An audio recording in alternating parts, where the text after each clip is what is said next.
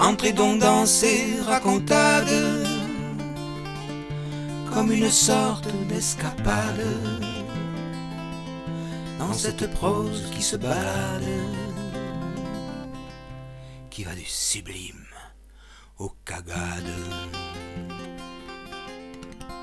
La vie, quoi.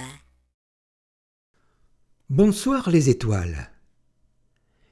Été comme hiver, printemps comme automne, après souper, mon père, après avoir soigneusement repoussé sa chaise sous la table, traversait la cuisine, la terrasse, puis le chemin, et contre le mur de la grange, pissait.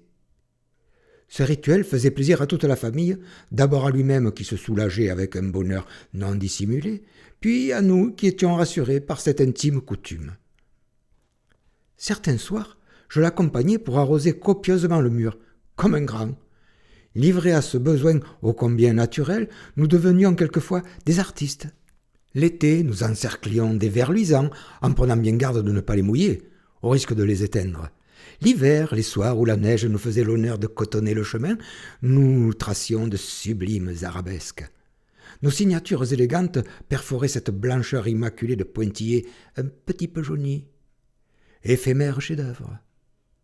Une osmose parfaite entre l'être et la terre, qu'un cordon ombilical de liquide tiède et fumant relié. Pisser en plein air est un plaisir inégalable.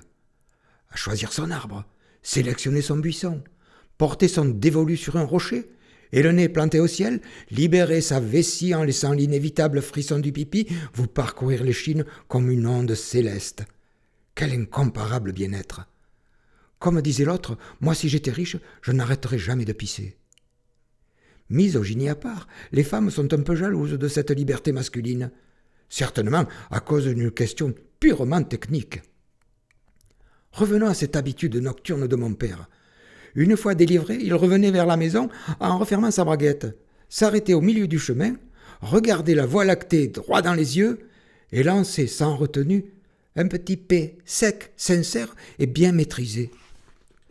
Se retournant vers moi, il me disait, comme pour se justifier, « Il ne faut jamais aller s'endormir sans dire bonsoir aux étoiles. » J'adorais cette poésie sonore au surréalisme concret.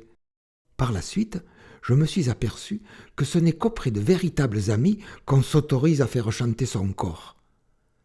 Dans cette anecdote légèrement triviale, mais tellement naturelle, le premier qui dit que mon père poétait plus haut que son cul, je lui fais avaler le plus gros pélou de Vinchane. Un peu de connivence, et comme un bref poème, qu'on ne lâche en aisance qu'avec celui qu'on aime.